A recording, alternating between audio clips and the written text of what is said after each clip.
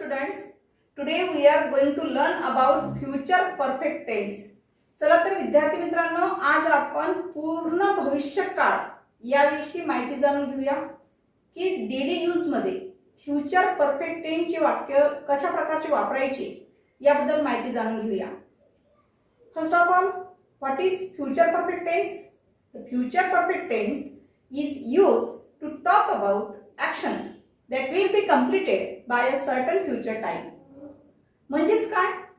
भविष्यकाळामध्ये एका विशिष्ट वेळी पूर्ण झालेल्या क्रियेच्या काळाला पूर्ण भविष्यकाळ असे म्हणतात. Let us see construction of future perfect tense. Subject plus shall have oblique will have plus past participle plus object. म्हणजेच काय? कर्ता प्लस शॉल हॅव किंवा विल हॅव प्लस क्रियापदाचे तिसरे रूप प्लस कर्म.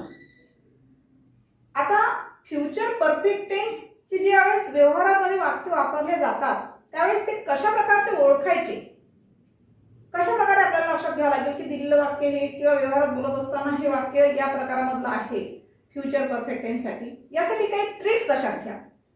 जर व्यवहारामध्ये वापरताना क्रियापदाच्या शेवटचे अक्षर जर लेले आलं असेल किंवा लेले असणार किंवा असेन किंवा असेल यासारखे शब्दप्रयोग जर वाक्यामध्ये येत असतील तर ते वाक्य फ्युचर परफेक्ट टेन्स आहे.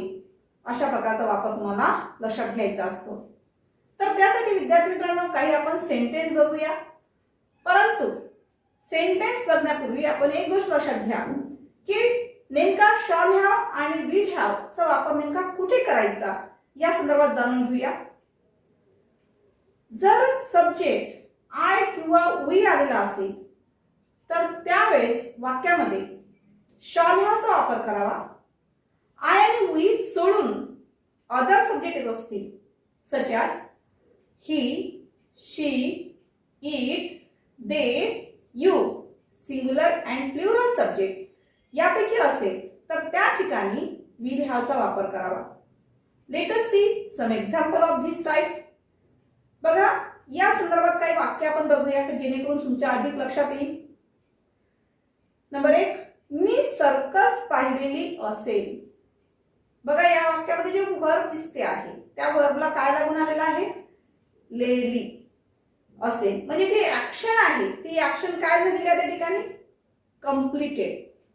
म्हणजे दिलेल्या वाक्यामध्ये जर अशा प्रकारचा शब्दप्रयोग जर होत असेल तर त्यासाठी कशा प्रकारे वाक्यामध्ये वापर करायचा, कशा प्रकारे वाक्य बोलायचं, तर त्या वाक्यामध्ये बघा कसं होईल?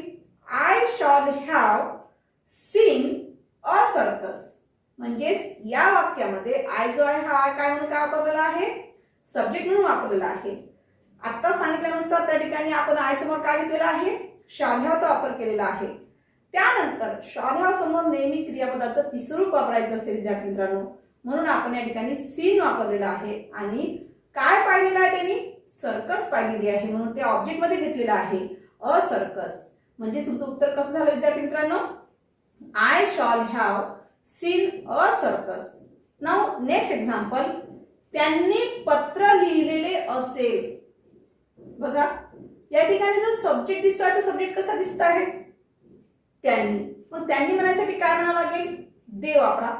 त्यांनी म्हणायचं असेल तर देचा वापर करावा. तर दे घेतल्यानंतर दे समोर आपल्याला हेल्पिंग वर्ब यूज करायचा आहे. तर फ्युचर परफेक्ट टेन्स साठी हेल्पिंग वर्ब कोणतं वापरायचं? त्या ठिकाणी विल हॅव चा वापर करा. म्हणजेच कसं होईल बघा?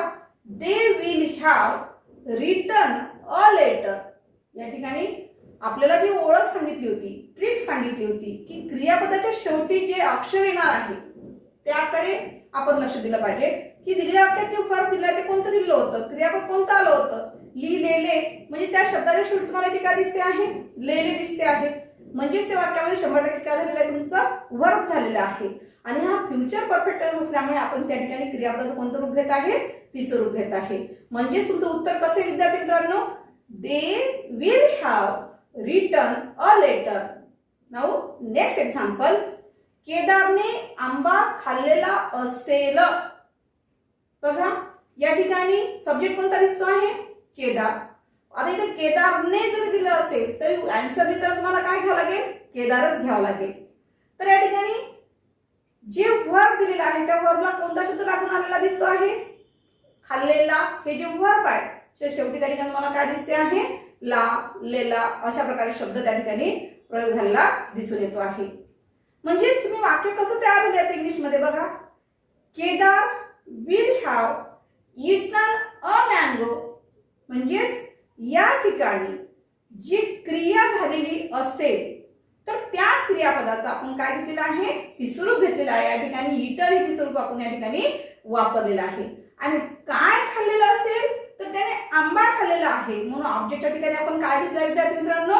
अ मँगो हा शब्द वापरलेला आहे. Now next example. मुलांनी टीव्ही पाहिलेली असेल. म्हणजे बघा तर या ठिकाणी पाहिलेली असेल असं जे दिलेलं आहे तर पाहिलेली असेल हा जो शब्द प्रयोग दिलेला आहे जसं की मुलांनी टीव्ही पाहिलेली असेल तर या ठिकाणी हे जे वर्ब मध्ये जे शब्दप्रयोग वापरलेला आहे ते काय दिसते तुम्हाला? फ्युचर परफेक्ट झालेला दिसून येत आहे. म्हणजेच याचा वापर करताना इंग्लिश मध्ये कसा होईल?